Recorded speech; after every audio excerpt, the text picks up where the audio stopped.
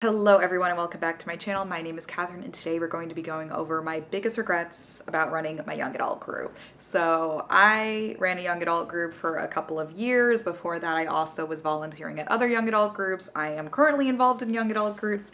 However, I was running this young adult group for a couple years and I no longer am just because I got burnt out. It was time to pass the torch.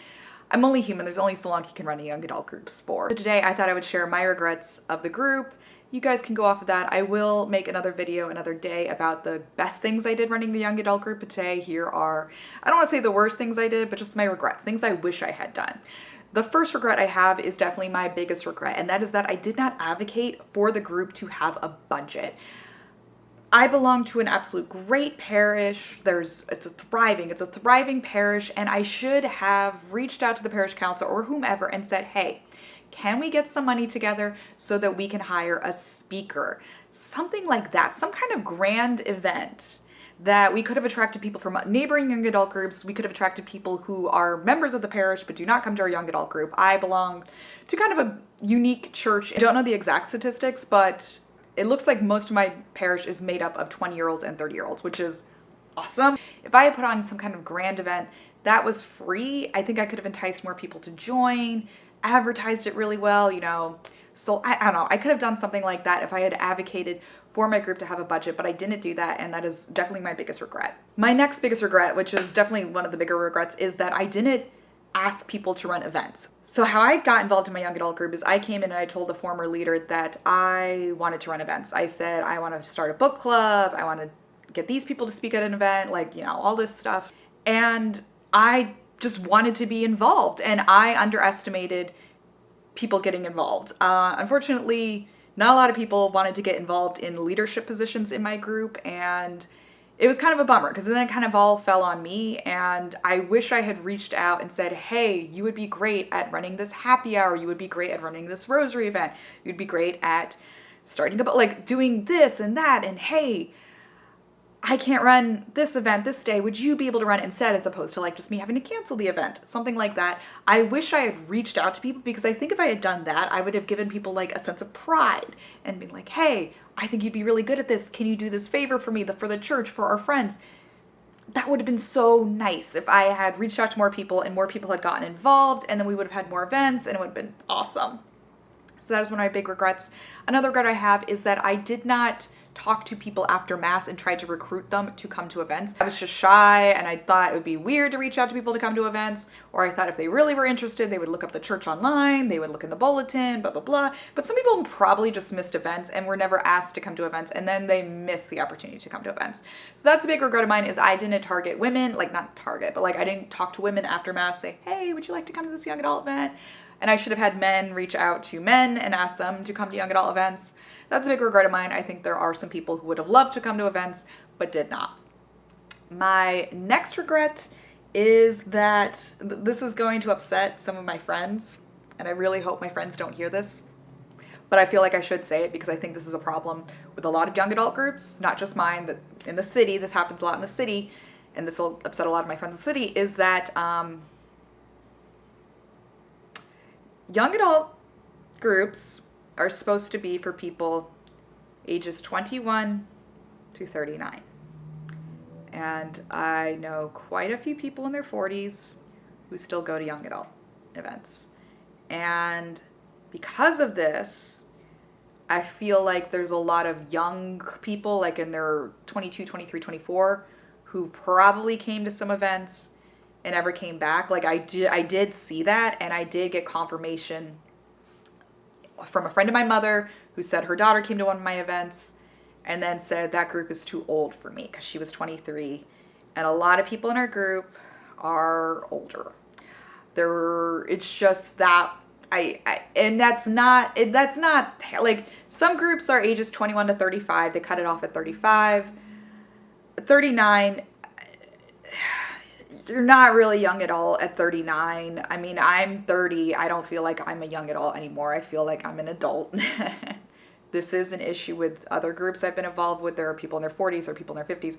There was one man who has been told he can no longer come to young adult events, who literally had a 22-year-old child, and he was still coming to young adult events in his 50s, and that was just inappropriate. He should not have been there. I know there is more of an effort to create groups for people in their 30s and 40s across the country. I've seen it on social media. That's absolutely awesome.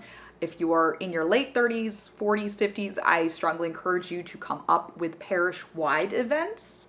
I think that would be really special. And I just wish I don't know. There's not much. I just like that.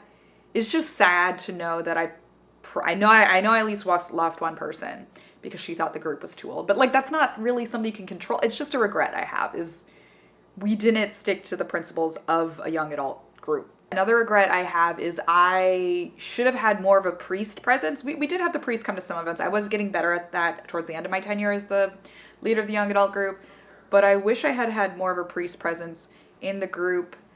And I know this again will upset some of my friends, but I wish I had had the priest talk about, see, I get nervous now I'm playing with my hair, mortal sin, the sin of scandal, and the sin of presumption, and how when you're in a state of mortal sin, you cannot receive communion, or you should not receive communion, I should say, because I know there was, people who would openly talk about living with their significant other before marriage, not everyone.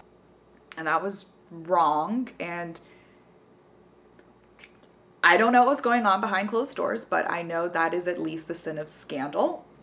And I'm not an apologetic, so who am I to talk about this, right? I did not feel any need to talk about it. I wish priests in general would preach more on it across the United States. It's something that goes unnoticed. And people don't know. I've talked briefly about mortal sin just like off the cuff with some friends, and that caused, like, it's very easy to fall into mortal sin, and that caused one of my friends to look it up and said, I didn't realize how many mortal sins there were. I mean, even if you miss Mass, guys, even if you miss Mass, you're in a state of mortal sin. You need to go, if you miss Mass for not a good reason, you're sick, that's fine, but like, if you miss Mass for no good reason, you're in a state of mortal sin and you need to go to confession again before you receive communion. And I wish I had talked about how easy it is to receive confession. Confession is so accessible, especially at my parish, where you could just email the priest or text him or call him or what have you and set up time to go to confession. You don't have to wait to that Saturday block, because unfortunately a lot of churches in my area, 4 to 5 o'clock for the vigil Mass. I wish I had let people know you can make an appointment for confession. There are other parishes. I mean, one parish has the 3:30 confession, another parish has the 1 p.m. confession. I wish I'd let them know there's other opportunities for confession. I wish I talked about confession more, or had the priest talk about confession more, and how important it is as Catholics that we go to confession at least once a year, and that we go to confession every time we're in a state of mortal sin. I am now on a hiatus from my young adult group. I decided to take a year off from going to the events just to let the new person who is running the group really shine, really do his own thing, and for me not to be judgmental, right? It hurts because that was my baby. I just handed off my baby to someone else. I handed it off to a friend, and still, that was my baby. Like, I loved running that group. It was so much fun. The people were so awesome, so great, so sweet. And I'm so sad to no longer be running that group, but it needed to happen. I was so burnt out, you guys. I literally, oh my goodness, it was way too much. I got promoted at work. I had to move to a new apartment, and I just was overwhelmed. And if you are overwhelmed running a young adult group, it might be time to step back. Another thing that I want to say is, don't get upset. This is a little piece of advice. This is not a regret. This is a little piece of advice I want to say. Don't get upset if the group does not give you a spouse. I have been going to, I know I've mentioned this statistic a million times, but I've going to young adult events since I was 18, so 12 years. I only know 7 couples who have met through young adult groups. I mean, the little 18 to 22, that was like when I was in college, the Newman Center and stuff. I only know 7 couples who have met through young adult groups. So it's, not great statistics. It's almost only about like 1 every almost year.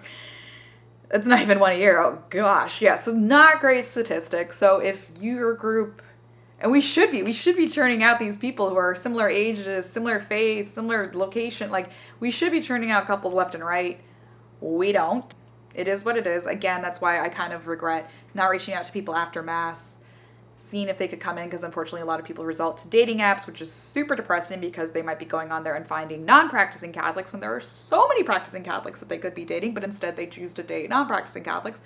You're probably, unfortunately, the odds are not great for you, unfortunately, meeting someone at a young adult event. I think you are highly more likely to meet someone on a dating app.